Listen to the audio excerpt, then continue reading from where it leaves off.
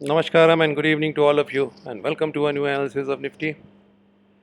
बहुत महीनों बाद इनफैक्ट मार्केट आज 13,550 के आसपास बंदी दिया है और सिचुएशन की आयरनी ये है, विडंबना ये है कि आज इस पूरे में सिर्फ और सिर्फ एक बेयरिश पैटर्न दिखता है। There is no bullish pattern that I can really count in this.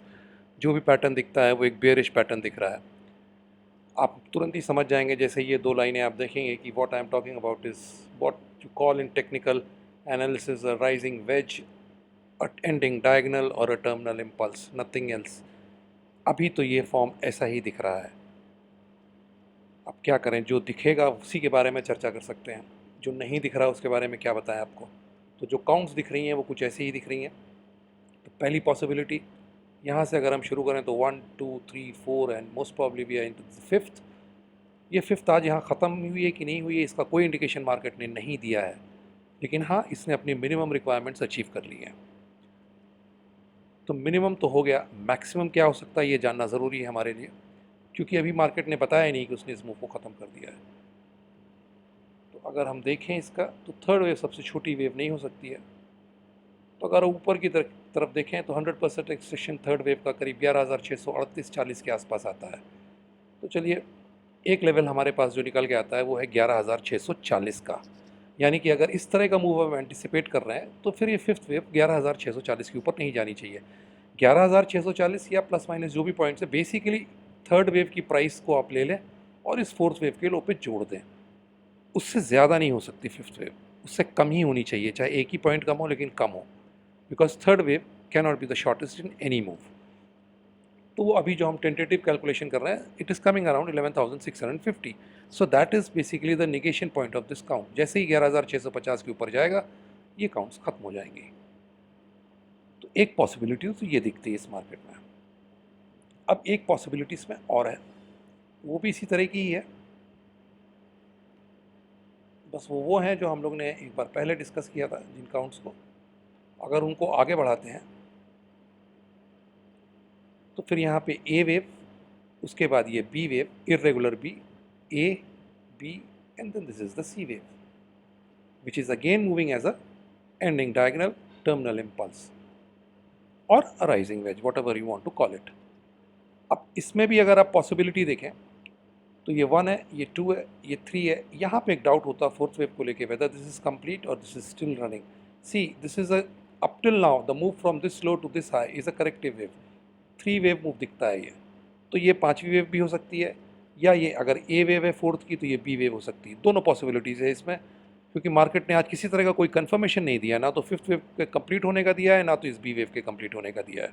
उससे कोई फ़र्क नहीं पड़ता, हमको ऊपर की में सिर्फ अपनी थ्रेशोल्ड निकाल लेना है कि ये वेव अगर दोनों फॉर्म में है तो कहाँ तक जा सकती है, एंड दैट इज़ अराउंड 11,669।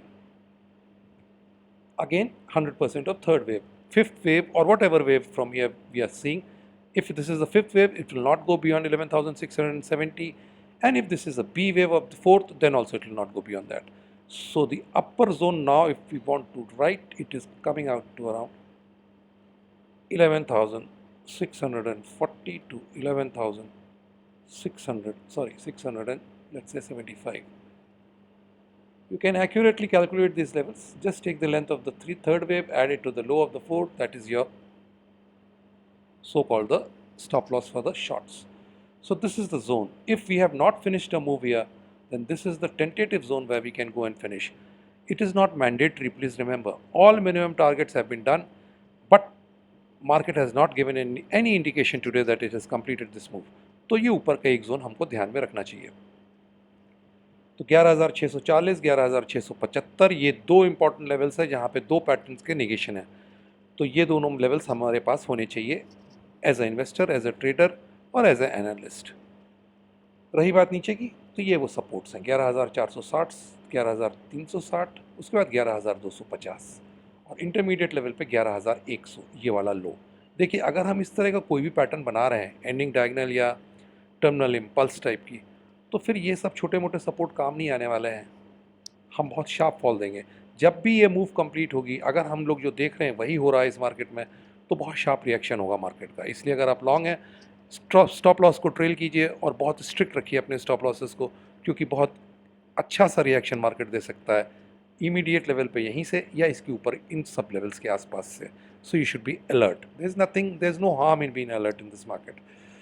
तो ये दो काउंट्स हैं और अफसोस ये है कि कोई भी बुलिश काउंट नहीं दिखती इसमें. भले ही हमने 11,550 के आसपास की क्लोजिंग दी है. अब अगर हम ऊपर निकलते हैं 11,675 के और सस्टेन करते हैं तो बहुत फ्रैंकली इस पूरे काउंट्स को दोबारा देखना पड़ेगा कि इसने किया क्या है, क्योंकि ऐसा कोई भी मूव यहाँ से कुछ दिख नहीं रहा है. तो ये तो बात हुई निफ्टी की. अब थोड़ी बात कर लेते हैं बैंक निफ्टी की. इसका सीधा सीधा सिंपल सा चार्ट है. अगर आप देखें तो A B, A bar 1, B bar 2 and we are in the C bar 3. This is from 11 to 21,404, the low of year. इस तरह की काउंट्स आप इसमें दे सकते हैं. सी या थर्ड वेव अगर यहाँ से चल रही है तो इसका 161% अभी नहीं हुआ है. 23,550 is the 161% projection of the A और the 1. So if this is a C wave, no problems. 161 is the maximum that it can do if it's not forming a elongated sort of a pattern. But if it's a third wave, then 161 becomes the minimum. So 23,550 is still to be done by Bank Nifty if this is a third wave. ये वो retracement zone है जहाँ पे market retrace कर सकता है और उसके बाद हम यहाँ से फिर से रिएक्शन देखने के बाद किसी मूव को एंटिसिपेट कर सकते हैं. इमीडिएट शॉर्ट टर्म बेसिस पे 22859 ये आपके स्टॉप लॉस होने चाहिए अगर आप लॉन्ग हैं. ये वो लाइन मैंने बना रखी है. आप इसका लेवल अगर देख लें तो ये इसका हाई है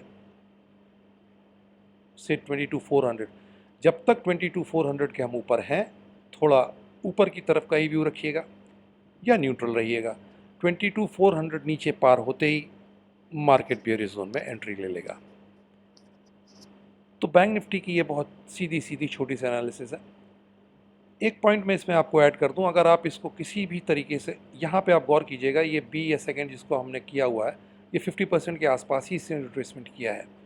तो जब भी हम थर्ड वेव या ख़त्म करेंगे हमको 50% के आसपास का रिट्रेसमेंट दिख जाना चाहिए, एटलीस्ट 38% और 50%. आज की तारीख में अगर मैं यहाँ से लेता हूँ तो ये वो रिट्रेसमेंट जोन है 23% और 38%. थोड़ा कंजर्वेटिव साइड में मैंने ले रखा है और ये वो स्टॉप लॉस है अगर आप लॉन्ग है. याद रखिएगा ए बी सी तो ये पूरी हो चुकी हो, लेकिन अगर ये 1 2 3 है तो ये पूरी नहीं है, क्योंकि थर्ड का एक्सटेंशन 161 23,550 के आसपास आता है.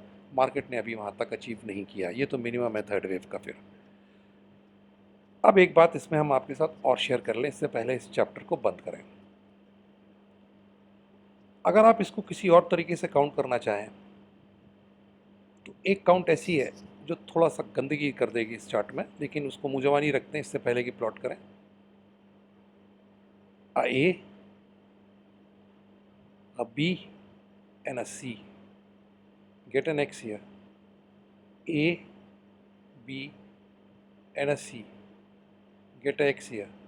A, B, C, D, E. And you finish this pattern here. इसका पॉइंट ऑफ नेगेशन 23,501. बस 23,501 के ऊपर मार्केट नहीं जाना चाहिए. तो अगर ये ए बार 1, बी बार 2 और सी बार 3 नहीं है तो फिर ये बिल्कुल हो सकती है ये A B C X, A B C X, A B C D E.